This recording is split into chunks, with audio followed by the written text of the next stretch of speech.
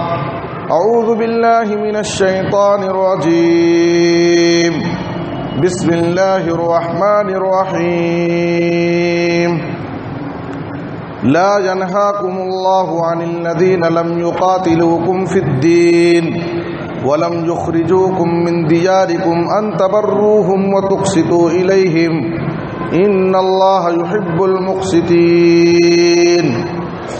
وقال في موضع آخر ولا يجرمنكم شنآن قوم على ألا تعدلوا اعدلوا هو أقرب للتقوى. سبحانك لا علم لنا إلا ما علمتنا إنك أنت العليم الحكيم. رب اشرح لي صدري ويسر لي أمري واحلل عقدة من لساني يفقهوا قولي رب زدنی علما. ہر قسم کی حمد و ثنا، تعریف و ستائش، بڑائی اور بزرگی، عظمت و کبریائی صرف اللہ رب العالمین کے لیے لائق اور زیبا ہے. درود و سلام ہو ہم سب کے آخری نبی جناب محمد الرسول اللہ صلی اللہ علیہ وسلم پر. محترم حضرات، دین اسلام دین رحمت ہے. ہمارے نبی نبی رحمت ہے. قرآن مجید کتاب رحمت ہے. صحابہ کرام رحماء بینہم آپس میں ایک دوسرے کے ساتھ بڑے رحم دل مہربان تھے.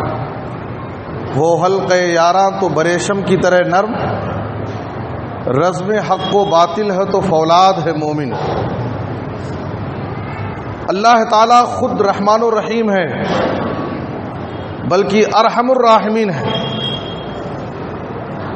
نبی صلی اللہ علیہ وسلم نے لوگوں کو ایک دوسرے کے ساتھ رحم و کرم کی تعلیم دی ہے. یرحموا من فی الارض یرحمکم من فی السماء. تم زمین والوں پر رحم کرو، آسمان والا تم پر رحم کرے گا. یہ پہلا سبق تھا کتاب خدا کا کہ مخلوق ساری ہے کنبہ خدا کا، وہی دوست ہے خالق دوسرا کا. خلائق سے ہے جس کو رشتہ ولا کا، یہی ہے عبادت یہی دین و ایمان کہ کام آئے دنیا میں انسان کے انسان. خدا رحم کرتا نہیں اس بشر پر، نہ ہو درد کی چوٹ جس کے جگر پر. کرو مہربانی تم اہل زمیں پر، خدا مہرباں ہوگا عرش بری پر. خیر الناس انفعهم للناس. جناب محمد الرسول اللہ صلی اللہ علیہ وسلم نے فرمایا، روئے زمین پر پوری انسانیت میں سب سے افضل، سب سے بہتر انسان وہ ہے جو انسانیت کے حق میں بہتر. اس میں یہ نہیں کہا گیا انفعهم للناس جو لوگوں کے لیے بہتر، یہ نہیں کہا گیا کہ مسلمانوں کے حق میں بہتر، مومنوں کے لیے بہتر، بلکہ ناس کا لفظ آیا انفعهم للناس، جو پوری انسانیت کے لیے بہتر، نفع بخش ہو، فائدہ پہنچانے کی فکر رکھتا ہوں. ناس کے خطاب میں سماج کے ہر طبقے اس میں شامل ہیں، چاہے وہ مسلمان ہو غیر مسلم ہو، اپنے ہو غیر ہو، دوست ہو دشمن ہو، ہر ایک کے ساتھ انسانیت کے نام پر فلاح و بہبودی، ایک دوسرے کا تعاون، ایک دوسرے کے ساتھ ہمدردی و خیر خواہی، ایک دوسرے کو فائدہ پہنچانے کی فکر، یہ سب تعلیمات دی گئی انسانیت کی بنیاد پر. آپ صلی اللہ علیہ وسلم کی ایک حدیث جو سنن نسائی میں ہے اور مسند احمد میں ہے، آپ صلی اللہ علیہ وسلم نے کہا المسلم من سلم الناس من لسانه ويده والمؤمن من امنه الناس على دمائهم واموالهم. دونوں جگہ نبی صلی اللہ علیہ وسلم نے ناس کا لفظ استعمال کیا، اور اس حدیث کے اندر کامل مسلمان، سچا مسلمان، حقیقی مسلمان اور سب سے کامیاب مومن کون ہے، اس کا تعارف پیش کیا گیا ہے۔ آپ صلی اللہ علیہ وسلم نے کہا، ہماری نظر میں ہم اور آپ کیا سمجھتے ہیں؟ جو سب سے بڑا نمازی ہے وہی سب سے بڑا نیک ہے، جو سب سے زیادہ روزے دار ہے، تہجد گزار ہے، وہی سب سے بڑا نیک ہے۔ یقیناً نماز اسلام کا دوسرا بہت بڑا رکن ہے اور ایک مسلمان پر توحید کے بعد سب سے بڑا فریضہ ہے، لیکن نماز روزہ ہی سب کچھ نہیں ہے۔ یہاں نبی صلی اللہ علیہ وسلم نے سب سے کامل بہترین مسلمان کا تعارف پیش کرتے ہوئے فرمایا، المسلم من سلم الناس من لسانہ و یدہ۔ کامل مسلمان وہ ہے جس کی زبان سے، جس کے ہاتھ سے سارے لوگ مامون اور محفوظ رہیں۔ وہ اپنی زبان سے، اپنے ہاتھ سے کسی کو بھی تکلیف نہیں دیتے، کسی کو بھی تکلیف نہیں دیتے۔ سماج کے ہر طبقے اس سے خوش رہتے ہیں، اس کے گلی محلے کے سارے لوگ اس کے اخلاق و عادات سے مطمئن رہتے ہیں۔ یہ ہے کامل مسلمان کی پہچان، اور اللہ کی نظر میں سب سے بہترین مسلمان وہی ہے۔ پھر آپ صلی اللہ علیہ وسلم نے کہا، وَالْمُؤْمِنُ مَنْ أَمِنَهُ النَّاسُ عَلَى دِمَائِهِمْ وَأَمْوَالِهِمْ۔ حقیقی مومن کون ہے؟ جس کی طرف سے سارے لوگ اپنی جان اور اپنے مال کے بارے میں مامون اور محفوظ رہیں، اس کی طرف سے کسی کی جان اور کسی کے مال کو نقصان نہ پہنچے۔ ہم اور آپ اس حدیث کی روشنی میں اپنی زبان کا جائزہ لیں کہ ہم اپنی زبانوں سے لوگوں کو کس طرح سے تکلیف دیتے ہیں، کسی کی غیبت کر کے، کسی کو گالی دے کر کے، کسی پر الزام لگا کر کے، کسی کے بارے میں ناحق کوئی بات بول کر کے ہم لوگوں کو اپنی زبانوں سے کتنا تکلیف دیتے ہیں۔ یہاں تک کہ ایک مسلمان دوسرے پر ظلم کرنے سے بھی پیچھے نہیں رہتا۔ نبی صلی اللہ علیہ وسلم فرما رہے کہ جس کی زبان سے، جس کے ہاتھ سے سارے لوگ، گلی محلے کے سارے لوگ اس سے سکون اور عافیت میں رہیں، کسی کو کوئی تکلیف نہ دیتا ہو، یہ حقیقی مسلمان اور حقیقی مومن کا تعارف ہے۔ میرے بزرگ اور دوستو، آپ صلی اللہ علیہ وسلم نے معاذ بن جبل رضی اللہ تعالیٰ عنہ کو نصیحت کی، بڑی جامع نصیحتیں کی ہیں آپ نے۔ اس میں سے ایک ٹکڑا یہ ہے، ترمذی کی روایت ہے، وَخَالِقِ النَّاسَ بِخُلُقٍ حَسَنٍ۔ تمام حدیثوں میں اگر آپ غور کرتے جائیں گے، ہر جگہ نبی صلی اللہ علیہ وسلم نے ناس کا لفظ استعمال کیا۔ ناس کا معنی ہوتا ہے سارے لوگ۔ ناس کے حکم میں سماج کے تمام لوگ شامل ہوتے ہیں، چاہے وہ مسلمان ہو، غیر مسلم ہو، اپنے ہو، غیر ہو، دوست ہو، دشمن ہو، سارے لوگ اس حکم میں آ جاتے ہیں۔ آپ صلی اللہ علیہ وسلم فرما رہے ہیں، تمہارا اخلاق، تمہارا کردار، تمہارے معاملات، تمہارے لین دین صرف مسلمانوں سے اچھا نہیں ہونا چاہیے، بلکہ اپنے حسن اخلاق کا مظاہرہ، اپنے بہترین کردار کا مظاہرہ سماج کے ہر طبقے کے ساتھ کرو، ہر ایک کے ساتھ اپنا اعلیٰ اخلاق پیش کرو۔ یہ نبی صلی اللہ علیہ وسلم کی تعلیم ہے، یہ نبی صلی اللہ علیہ وسلم کا حکم ہے، وَخَالِقِ النَّاسَ بِخُلُقٍ حَسَنٍ۔ میرے بزرگ اور دوستو، سورہ ممتحنہ کی آیت میں، آیت نمبر 8 میں اللہ رب العالمین کیا فرما رہا ہے؟ لا ينهاكم الله عن الذين لم يقاتلوكم في الدين ولم يخرجوكم من دياركم ان تبروهم وتقسطوا اليهم۔ وہ کافر جو دین کے بارے میں ہم سے لڑائی نہیں کرتے ہیں، ہم کو ہمارے گھروں سے نکال نہیں رہے، وہ اپنے دین پر، اپنے مذہب پر ہیں، ہم اپنے دین پر عمل کر رہے ہیں، ہم کو چھیڑ چھاڑ نہیں کر رہے، ایسے کافروں کے ساتھ حسن سلوک کرنے، اچھا معاملہ کرنے، ان کے ساتھ انصاف کا معاملہ کرنے سے اللہ تعالی ہمیں نہیں روکتا ہے، بلکہ حکم دیتا ہے کہ تم ان کے ساتھ بھی اچھا معاملہ کرو، اپنے حسن اخلاق کا مظاہرہ کرو۔ سورہ مائدہ کی آیت نمبر 8 میں اللہ نے فرمایا وَلَا يَجْرِمَنَّكُمْ شَنَآنُ قَوْمٍ عَلَىٰ أَلَّا تَعْدِلُوا اعْدِلُوا هُوَ أَقْرَبُ لِلتَّقْوَىٰ۔ کسی قوم کی دشمنی تمہیں انصاف کرنے سے نہ روکے۔ یہ نہیں کہ یہ دشمن قوم ہے، یہ تو ہمارا مخالف ہے، یہ ہمارا اپوزٹ ہے، اس لیے تم ان کے ساتھ دشمن ہونے کی وجہ سے، مخالف ہونے کی وجہ سے تم ان کے ساتھ انصاف سے پیچھے نہ ہٹو، ان کے ساتھ بھی انصاف، دشمن قوم کے ساتھ بھی تم انصاف کرو۔ یہ قرآن مجید کی تعلیم ہے۔ میرے بزرگ اور دوستو، مسلمانوں کا کردار، مسلمانوں کا اخلاق آج اس قدر زوال کا شکار ہے۔ مسلمان اخلاق و کردار کے زوال اور پستی سے گزر رہا ہے، اور دنیا والوں کے سامنے مسلمانوں کی شبیہ بگڑتی جا رہی ہے، اور ان کے تعلق سے طرح طرح کی بدگمانیاں لوگوں کے ذہنوں میں۔ مسلمانوں کی بد اخلاقیوں کو دیکھ کر لوگ اسلام سے متنفر ہو رہے ہیں، اسلام کے بارے میں غلط فہمیاں پیدا ہو رہی ہیں۔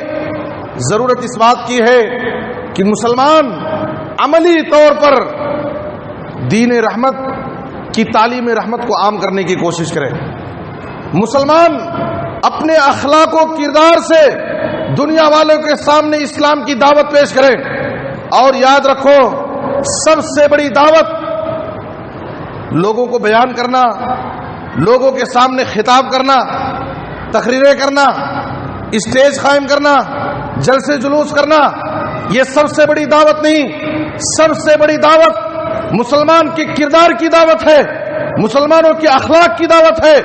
ہم جس گلی میں رہتے ہیں اپنے گلی کے لوگوں کے ساتھ اعلیٰ کردار پیش کریں، جس محلے میں رہتے ہیں اپنے محلے کے لوگوں کے ساتھ بلند کردار پیش کریں، یہی اسلام کی سب سے بڑی دعوت ہے۔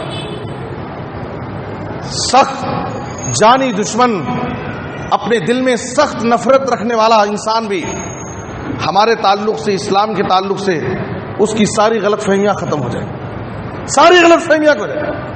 کردار کی دعوت سب سے بڑی دعوت ہے۔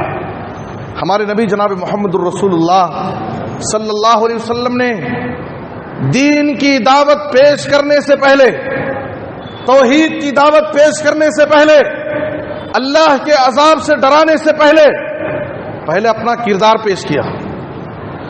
پہلے نبی صلی اللہ علیہ وسلم نے دعوت نہیں دی، پہلے اپنا کردار پیش کیا دنیا والوں کے سامنے۔ جب اہل مکہ کو، قریش کو نبی صلی اللہ علیہ وسلم دعوت دینے کے لیے صفا پہاڑی پر گئے، نبی صلی اللہ علیہ وسلم نے ان کے سامنے دعوت پیش کرنے سے پہلے کیا کہا؟ اے قریش کے لوگوں، اگر میں تم سے یہ کہوں کہ اس پہاڑ کے پیچھے ایک لشکر جرار، ایک بہت بڑی فوج چھپی ہوئی ہے جو تم پر ابھی حملہ کرنا چاہتے، کیا تم میری اس بات کی تصدیق کرو گے؟ کیا تم میری اس بات کو مانو گے؟ سب نے کہا ما جربنا علیک الا صدقا، ہم نے تو ہمیشہ آپ کو سچا امانت دار پایا، ہم نے ہمیشہ آپ کو سچ بولتے ہوئے دیکھا، کبھی آپ جھوٹ نہیں بولتے، اس لیے ہم آپ کی اس بات کی تصدیق کریں گے۔ نبی صلی اللہ علیہ وسلم دعوت پیش کرنے سے پہلے اپنی صداقت منوا رہے ہیں۔ پہلے تم میرے بارے میں کیا کہتے ہو، تمہاری رائے کیا ہے، میں تمہاری نظر میں کیسا ہوں؟ جب ان لوگوں نے نبی صلی اللہ علیہ وسلم کی صداقت کا اعتراف کر لیا اور اس بات کو تسلیم کر لیا کہ آپ سچے ہیں، امانت دار ہیں، آپ جھوٹ نہیں بولتے، تب نبی صلی اللہ علیہ وسلم نے ان کے سامنے دعوت پیش کی کہ میں تمہیں اللہ کے عذاب سے ڈرا رہا ہوں، قولوا لا الہ الا اللہ تفلحوا عند اللہ، اے لوگو ایک اللہ کی عبادت کرو، اللہ کے پاس تم کامیاب ہو جاؤ گے، عرب اور عجم کے تم مالک ہو جاؤ گے، زمین کی قیادت، حکومت تمہارے قدموں میں آ جائے گی۔ ابھی چند لمحوں پہلے جو لوگ نبی صلی اللہ علیہ وسلم کو صادق اور امین کہہ رہے تھے، جب دین کی دعوت، ایک اللہ کی عبادت کی دعوت، توحید کی دعوت آپ نے ان کے سامنے پیش کی، وہ لوگ آپ کے دشمن ہو گئے، آپ کے مخالف ہو گئے، اور آپ کو برے القاب سے پکارنے لگے، آپ پر تانا زنی شروع کر دیے، اور یہ بات بھی یاد رکھیں، دشمنی کرنے والا، مخالفت کرنے والا باہر کا انسان نہیں، خود اپنے گھر کا انسان۔ آپ کا چچا ابو لہب سب سے پہلے آپ کی مخالفت میں کھڑا ہوتا ہے اور کہتا ہے تبا لک یا محمد لہذا جمعتنا، اے محمد تیرے لیے بربادی ہو، تو ہلاک ہو جائے، کیا ہمیں اسی کام کے لیے جمع کیا تھا؟ اللہ تعالیٰ کو اس کی یہ گستاخی پسند نہیں آئی، نبی کی شان میں اس کی یہ گستاخی اللہ کو گوارا نہیں۔ اللہ نے اس کے بارے میں قرآن میں ایک سورت ہی نازل کر دی، اور قیامت تک مسلمان اس سورت کو پڑھتے رہیں گے اور اس کے لیے اور اس کی بیوی کے حق میں بد دعا کرتے رہیں گے جس نے نبی کی شان میں پہلی بار گستاخی کی۔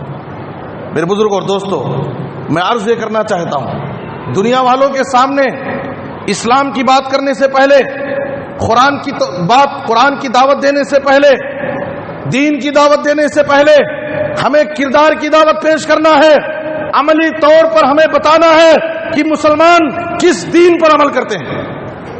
لوگ اس دین کے قریب آ جائیں گے ہمارے اخلاق کو دیکھ کر، ہمارے کردار کو دیکھ کر۔ لیکن اگر ہم دین پر نہیں چلیں گے، دین پر ہمارا عمل نہیں ہوگا، اسلامی تعلیمات پر ہمارا عمل نہیں ہوگا، تو لوگ صرف مسلمانوں سے بدظن نہیں ہوں گے بلکہ اسلام سے بھی بدظن ہوں گے، اور اسلام سے بھی نفرت ان کے دلوں میں بیٹھ جائے گی۔ میرے بزرگ اور دوستو، صحیح بخاری کی روایت ہے، مکی زندگی میں جب مسلمانوں پر کافی ظلم ہو رہا تھا اور جو صحابہ اسلام قبول کیے تھے ان کا دین اور ایمان خطرے میں تھا، ان کو سکون سے اللہ کی عبادت کا موقع نہیں مل رہا تھا، تو صحابہ کرام مکہ سے ہجرت کر گئے مختلف مقامات پر۔ انہی دنوں میں ابو بکر صدیق رضی اللہ تعالیٰ عنہ بھی کفار مکہ کے مظالم سے تنگ آ کر حبشہ کی طرف ہجرت کا ارادہ کیا۔ مکہ چھوڑ کر کے ابو بکر صدیق رضی اللہ تعالیٰ عنہ حبشہ کی طرف جا رہے ہیں۔ راستے میں برق الغمات پر جب پہنچتے ہیں، ابو بکر صدیق رضی اللہ تعالیٰ عنہ جب برق الغمات پر پہنچے، قبیلے خارا کا سردار ابن الدغینہ جو ایک کافر سردار تھا اس سے ملاقات ہوتی ہے۔ ابن الدغینہ جو ایک کافر سردار تھا اس نے ابو بکر رضی اللہ عنہ سے پوچھا این ترید یا ابا بکر، ابو بکر آخر تم کہاں جا رہے ہو؟ کہا اخرجنی قومی، میری قوم نے مجھے مکہ چھوڑنے پر مجبور کر دیا، میں مکہ چھوڑ کر اللہ کی زمین میں نکل گیا ہوں، جا کر کے کہیں سکون و اطمینان سے اللہ کی عبادت کروں گا، اب میں مکہ والے مجھے مکے میں رہنے نہیں دے رہے۔ ایک کافر سردار ابن الدغینہ، کافر سردار نے جب ابو بکر صدیق رضی اللہ عنہ کی یہ بات سنی کہ مکے کے لوگ ان کو پریشان کر کے، تنگ کر کے ان کو مکے سے نکال دیے ہیں اور یہ مجبور ہو کر کے مکہ چھوڑ کر جا رہے ہیں، اس کافر سردار نے ابو بکر صدیق رضی اللہ عنہ سے کیا کہا فَإِنَّ مِثْلَكَ یا ابا بکر فَإِنَّ مِثْلَكَ لَا يَخْرُجْ وَلَا يُخْرَجْ، آپ جیسے لوگ مکہ چھوڑ کر نہ خود سے نکلنا چاہیے اور نہ آپ جیسے آدمی کو کوئی نکال سکتا ہے۔ کیوں؟ فَإِنَّكَ تَكْسِبُ الْمَعْدُومَ وَتَحْمِلُ الْكَلَّ وَتَصِلُ الرَّحِمَ وَتَقْرِي الضَّيْفَ وَتُعِينُ عَلَى نَوَائِبِ الْحَقِّ، اس لیے کہ آپ کا اخلاق، آپ کا کردار بہت اونچا ہے، آپ غریبوں کی مدد کرتے ہیں، لوگوں کا بوجھ اٹھاتے ہیں، رشتوں کو جوڑنے کا کام کرتے ہیں، مہمانوں کی ضیافت کرتے ہیں، حق کے معاملے میں آپ لوگوں کی مدد کرتے ہیں، آپ کا اخلاق و کردار اتنا اونچا ہے، اتنا مثالی ہے کہ آپ نہ خود سے جا سکتے ہیں نہ آپ کو مکے سے نکالا جا سکتا ہے۔ وَأَنَا جَارٌ لَكَ فَرْجِعْ، میں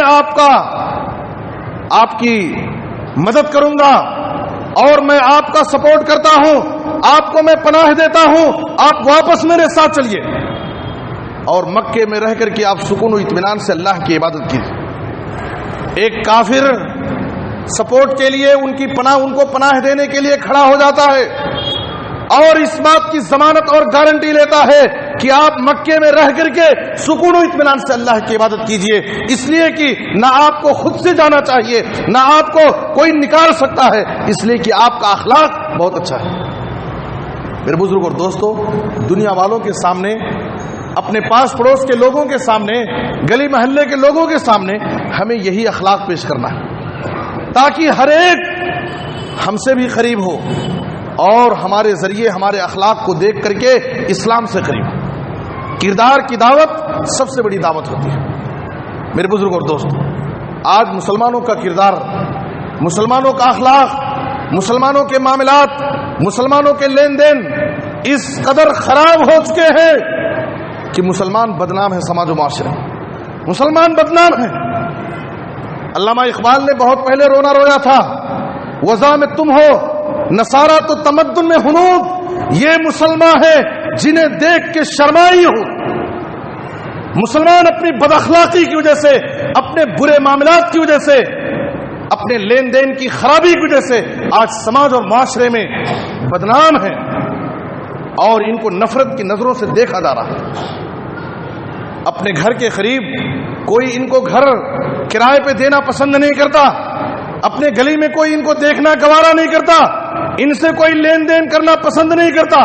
مسلمانوں کا ایک شاندار ماضی تھا کہ اگر کوئی جانتا کہ یہ مسلمان ہے تو لوگ آگے بڑھ کر کے اس سے معاملہ کرتے تھے، لین دین کرتے تھے، اس لیے کہ مسلمانوں کی پہچان کیا تھی کہ مسلمان زبان کا سچا ہوتا ہے، وعدے کا پکا ہوتا ہے، لین دین میں پاک صاف ہوتا ہے۔ لیکن مسلمانوں نے اپنے اس کردار کو، اپنی اس پہچان کو گنوا دی، کھو بیٹھے، جس کی وجہ سے آج اپنا بھائی بھی وہ ایک مسلمان بھائی سے لین دین کرنے کے لیے پیچھے ہٹتا ہے، غیر قوم کی دکان پر جا کر کے معاملہ کرتا ہے، خرید و فروخت کرنا پسند کرتا ہے، یہ کہہ کر کے کہ اگرچہ وہ غیر مسلم ہے لیکن سچا ہے، امانت دار ہے، دھوکہ نہیں دیتا، لین دین میں کمی نہیں کرتا، ڈنڈی نہیں مارتا۔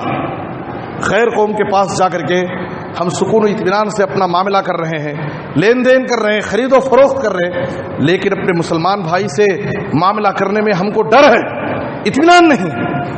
آج ہماری پہچان یہ ہے میرے بزرگوں اور دوستوں، مال و دولت سے نہ سامان سے وابستہ ہے، مال و دولت سے نہ سامان سے وابستہ ہے، سرخ روئی تیری قرآن سے وابستہ ہے۔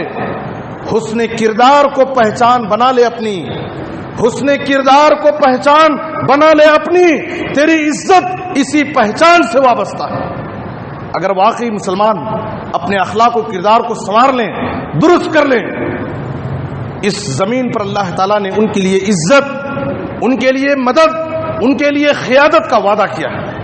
اللہ تعالیٰ مسلمانوں کی مدد کرے گا، اللہ تعالیٰ مسلمانوں کو عزت دے گا، اللہ تعالیٰ اس زمین کی قیادت اور حکومت مسلمانوں کو دے گا، لیکن شرط یہ ہے کہ مسلمان اپنے اخلاق و کردار کو سنوار لیں۔ میرے بزرگوں اور دوستو، بارہا ہم نبی صلی اللہ علیہ وسلم کی حدیث سنتے ہیں، صحیح بخاری کی روایت، آیت المنافق ثلاث، اذا حدث کذب واذا وعد اخلف واذا اؤتمن خان۔ صحیح مسلم کی روایت میں ہے، وَإِنْ صَامَ وَصَلَّى وَزَعَمَ أَنَّهُ مسلم۔ تین چیزیں منافق کی علامت ہیں، تین چیزیں منافق کی علامت ہیں۔ ہم میں سے کوئی شخص اپنے آپ کو منافق کہلانا گوارا کرتا ہے، اگر کہہ دیا جائے کہ تو منافق، لیکن کسی کو منافق کہنا یہ بھی صحیح نہیں ہے۔ اگر کوئی ہم کو منافق کہے ہم کو برداشت نہیں ہے۔ نبی صلی اللہ علیہ وسلم فرما رہے ہیں کہ تین علامتیں اگر کسی کے اندر ہیں تو وہ منافق ہے، اگرچہ وہ نماز پڑھتا ہو، روزہ رکھتا ہو اور اپنے آپ کو مسلمان سمجھتا ہو، لیکن وہ منافق ہے۔ کیا ہے؟ بات کرتا ہے تو جھوٹ بولتا ہے، جھوٹ، بات بات پر جھوٹ۔ آدمی گھر میں بیٹھا ہے، فون پر نہ جانے صبح سے شام تک کتنے جھوٹ ہم بکتے رہتے ہیں۔ گھر میں بیٹھا ہے، دوست سے بات کر رہا ہے، ابھی جا رہا ہوں، تیرے قریب میں 2 منٹ میں آ رہا ہوں، اور گھر میں آرام سے دسترخوان پر کھانا کھا رہا ہے۔ میرے بزرگوں اور دوستو، اذا حدث کذب، بات کرتا ہے تو جھوٹ بولتا ہے، وَإِذَا وَعَدَ أَخْلَفَ، وعدہ کرتا ہے تو خلاف ورزی کرتا ہے۔ وَإِذَا اؤْتُمِنَ خَانَ، امانت میں خیانت کر دیتا ہے. امانت میں اس کے پاس امانت داری نہیں، امانت رکھی جائے خیانت کر بیٹھے. حضرت انس رضی اللہ تعالیٰ عنہ کہتے ہیں کلما خطب رسول اللہ صلی اللہ علیہ وسلم، بہت کم ایسا ہوتا جب بھی نبی صلی اللہ علیہ وسلم خطاب کرتے، نصیحت کرتے تو ایک نصیحت ضرور کرتے تھے. وہ نصیحت کیا ہے؟ لا ایمان لمن لا امانت لہ ولا دین لمن لا عہد لہ. جس کے پاس امانت داری نہ ہو اس کے پاس ایمان نہیں. جس کے پاس وعدہ عہد و پیمان کا پاس و لحاظ نہ ہو، وہ وعدے کا پکا نہ ہو، اس کے پاس دین نہیں. امانت نہیں تو ایمان نہیں، وعدو عہد و پیمان کا پاس و لحاظ نہیں تو سمجھیے اس کے پاس دین نہیں. یہ سب منافقوں کی علامت ہے، جو آج یہ ساری علامتیں ہمارے اندر پائی جاتی ہیں. صحیح مسلم کی روایت میں ہے نبی صلی اللہ علیہ وسلم ایک مرتبہ مدینے کے ایک بازار میں گئے، ایک غلہ فروش غلہ بیچ رہا ہے. نبی صلی اللہ علیہ وسلم اس کے غلے میں اپنا ہاتھ ڈال دیتے ہیں. اوپر سے سوکھا ہوا اناج رکھا ہے اور اندر بھیگا ہوا اناج رکھا ہے. جب نبی صلی اللہ علیہ وسلم اس کے غلے میں ہاتھ ڈالے تو آپ کا ہاتھ کچا ہو گیا. نبی صلی اللہ علیہ وسلم نے کہا ما ھذا یا صاحب الطعام، اے غلہ فروش یہ کیا بات ہے؟ اوپر سے پورا سوکھا مال ہے اور نیچے بھیگا ہوا مال ہے، کیا بات ہے؟ کہا اللہ کے رسول رات میں بارش ہوئی تھی، اناج بھیگ گیا ہے. نبی صلی اللہ علیہ وسلم نے کہا کہ ٹھیک ہے بھیگ سکتا ہے، لیکن افلا جعلتہ فوق الطعام کی یراہ الناس، کیوں نہیں تو نے اس بھیگے ہوئے غلے کو، بھیگے ہوئے اناج کو تو نے اوپر رکھا تاکہ لوگ دیکھ لیتے، اس کے عیب کو جان جاتے. تو نے بھیگے ہوئے اناج کو نیچے رکھا، چھپا کے رکھا اور اوپر سے سوکھا مال رکھ دیا. اس طرح سے تو عیب کو چھپا رہا ہے اور لوگوں کو دھوکہ دے رہا ہے. پھر نبی صلی اللہ علیہ وسلم نے کہا من غش فلیس منی، جو لوگوں کو دھوکہ دے وہ ہم میں سے نہیں، وہ ہمارے طریقے پر نہیں ہے. دھوکہ دینے والا نبی کے طریقے پر نہیں ہو سکتا ہے. اس سے نبی صلی اللہ علیہ وسلم نے برات کا اعلان کیا، اس سے ہمارا کوئی تعلق نہیں. آج ہماری زندگیوں کا جائزہ لیں، دھوکہ دھڑی ہماری زندگیوں میں عام ہے. دھوکہ دینا میرے بزرگوں دوستوں، ایسی بہت ساری برائیاں، بہت ساری خامیاں ہماری زندگیوں میں داخل ہو چکی ہیں. ہمارے معاملات، ہمارے لین دین پر غور کریں. نبی صلی اللہ علیہ وسلم نے فرمایا صحیح بخاری کی حدیث میں، ایک مرتبہ نبی صلی اللہ علیہ وسلم نے ایک آدمی سے ایک اونٹ قرضے میں لیا تھا. وہ آدمی آپ کے پاس آ گیا اور اپنے حق کا مطالبہ کرنے میں آپ سے سخت کلامی کر رہا تھا. اونٹ واپس لینے کے لیے آپ سے سخت انداز میں پیش آ رہا تھا. صحابہ کرام غصے میں آ گئے، کیسا گستاخ ہے، نبی صلی اللہ علیہ وسلم سے بات کرنے کا انداز اس کا کیسا ہے. نبی صلی اللہ علیہ وسلم نے کہا دعوہ فإن لصاحب الحق مقالا، چھوڑ دو اس کو. کہنے والے کو بھی، حق والے کو کہنے کا حق ہوتا ہے. یہ اپنے حق کو اپنا حق مجھ سے مانگ رہا ہے، کیا ہے اس کے مانگنے کا انداز ذرا سخت ہے. جاؤ بازار جاؤ اور فلاں قیمت کا اونٹ اس کو دے دو میری طرف سے. نبی صلی اللہ علیہ وسلم نے جس قیمت کا اونٹ بتایا تھا اس کو واپس کرنے کے لیے صحابہ کرام بازار گئے، اونٹ تلاش رہے ہیں. اس قیمت کا اونٹ نہیں مل رہا ہے، اس سے زیادہ مہنگے اور قیمتی اونٹ مل رہے ہیں. صحابہ کرام کو برداشت نہیں ہوا کہ قیمتی اونٹ ہم اس کو واپس کریں، اس لیے کہ وہ نبی سے سختی سے بات کر رہا تھا. واپس آ گئے بازار سے. کہا اللہ کے رسول آپ نے جس قیمت کا اونٹ بتایا اتنی قیمت کا اونٹ نہیں مل رہا ہے، اس سے زیادہ مہنگے اور قیمتی اونٹ. نبی صلی اللہ علیہ وسلم نے کہا کہ جاؤ وہ مہنگے اور قیمتی اونٹ خرید کر کے اس کو واپس کرو. اس کے بعد آپ نے حدیث پیش کی فَإِنَّ خَيْرَكُمْ أَحْسَنَكُمْ قَضَانٍ، تم میں سب سے بہتر انسان وہ ہے جو قرض کو ادا کرنے میں بہتر، قرض واپس کرنے میں بہتر. آج ہمارا معاملہ کیا ہے؟ قرض لیتے وقت بڑے اچھے، بڑے گہرے دوست رہتے ہیں، رشتے دار ہیں، دوست ہیں، خاندان کے ہیں. قرض لینے کے وقت، دینے کے وقت سب سے بڑے دشمن ہو جاتے ہیں. دینے کے وقت بڑے دشمن ہو جاتے ہیں. دوستی دشمنی میں بدل جاتی ہے، لڑائی جھگڑے کی نوبت آتی ہے، گالی گلوچ پر آتا ہے مسئلہ، یہاں تک کہ غیر آ کر کے ہمارے مسئلے کو حل کرنے کی کوشش کرتا ہے۔ میرے بزرگوں اور دوستو، ہمارے معاملے غیروں کے پاس لے جا کر کے ہم حل کراتے ہیں، یہ ہمارا اخلاق ہے، یہ ہمارا کردار ہے۔ کتنے ایسے لوگ ہیں قرض کے معاملے میں اتنا زیادہ ان کے پاس کوتاہی پائی جاتی ہے، جھوٹی شان اپنی ارمانوں کو پورا کرنے کے لیے، جھوٹی خواہشات پوری کرنے کے لیے، بڑی بڑی خواہش ہے، اچھے قیمتی فون خریدنا ہے، اچھی سواری خریدنا ہے، اچھے کشادہ بڑے گھر بنانا ہے، بچوں کی بڑی شادیاں کرنا ہے، جھوٹی خواہشات۔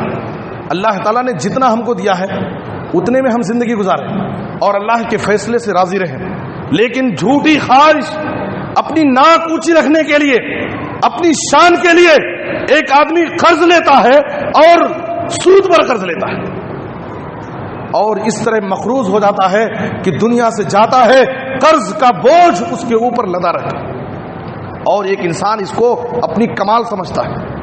یاد رکھو، قرض سے متعلق بہت ساری حدیثیں ہیں، وقت ہو چکا ہے، میں صرف ایک حدیث سنن نسائی کی آپ کے سامنے پیش کرتا ہوں۔ قرض کا بوجھ اور جھوٹی خواہشات کے لیے، ایک ایک مسئلے کے لیے لوگ بڑی آسانی سے قرضہ لیتے ہیں اور قرض لے کر کے قرض کا بوجھ اپنے ساتھ لے کر دنیا سے چلے جاتے ہیں اور لوگ اس کو اپنے لیے کمال اور فن سمجھتے ہیں۔ دیکھیے کتنی بڑی برائی ہے۔ محمد بن جہش رضی اللہ عنہ ایک صحابی ہیں، کہتے ہیں کہ میں نبی صلی اللہ علیہ وسلم کے ساتھ ایک مرتبہ تھا، آپ صلی اللہ علیہ وسلم نے آسمان کی طرف سر اٹھایا، اپنے ہتھیلی کو اپنے ہاتھ کو پیشانی پر رکھا، پھر آپ صلی اللہ علیہ وسلم نے کہا سبحان اللہ ماذا نزل من التشدید، آج کے دن کتنی سخت بات آج میرے اوپر نازل ہوئی ہے، اللہ کی طرف سے کتنا سخت حکم آیا۔ صحابہ جو وہاں پر موجود تھے وہ پریشان ہو گئے کہ آخر ایسی سخت بات آج کون سی اللہ کی طرف سے آئی ہے۔ صحابہ سوال کرنا پسند نہیں کیے، کہتے ہیں کہ جب صبح ہوئی دوسرے دن ہم نبی صلی اللہ علیہ وسلم کے پاس گئے اور ہم نے آپ سے کہا اے اللہ کے رسول، کل آپ پر وہ سخت حکم کون سا نازل ہوا تھا، آپ اتنا پریشان تھے؟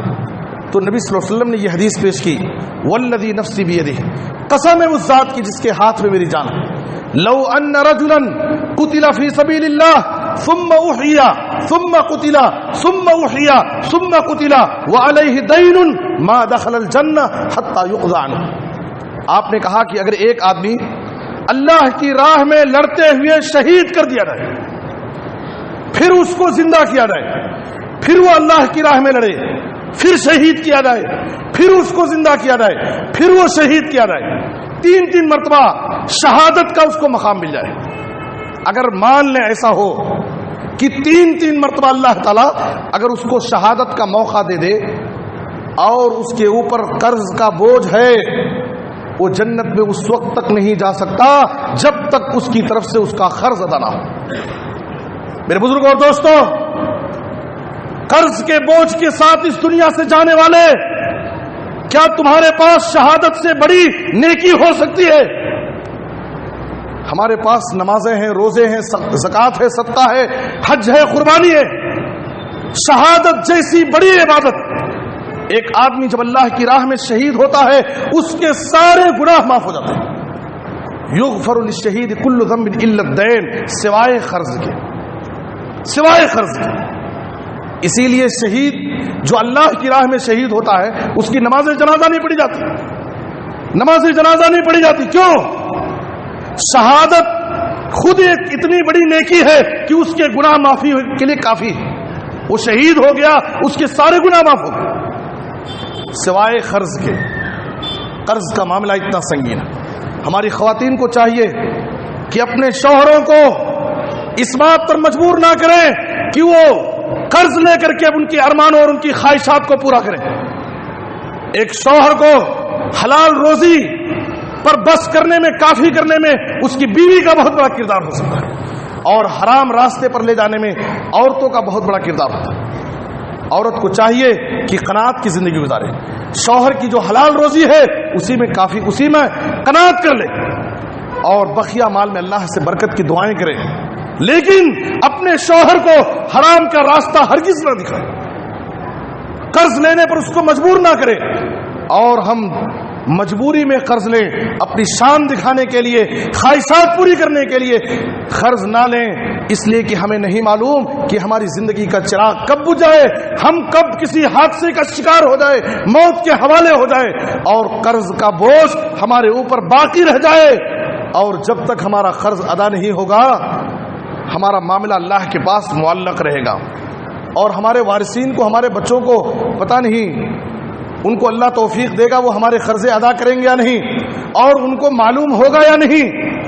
اس لیے میرے بزرگوں اور دوستو، ضرورت اس بات کی ہے کہ ہمارا لین دین، ہمارے معاملات کو پاک صاف رکھیں۔ جیسے نماز، روزہ نیکی اور ثواب کا کام ہے، معاملات، لین دین، ہمارا اخلاق، یہ بھی بہت بڑی نیکی اور ثواب کا کام ہے۔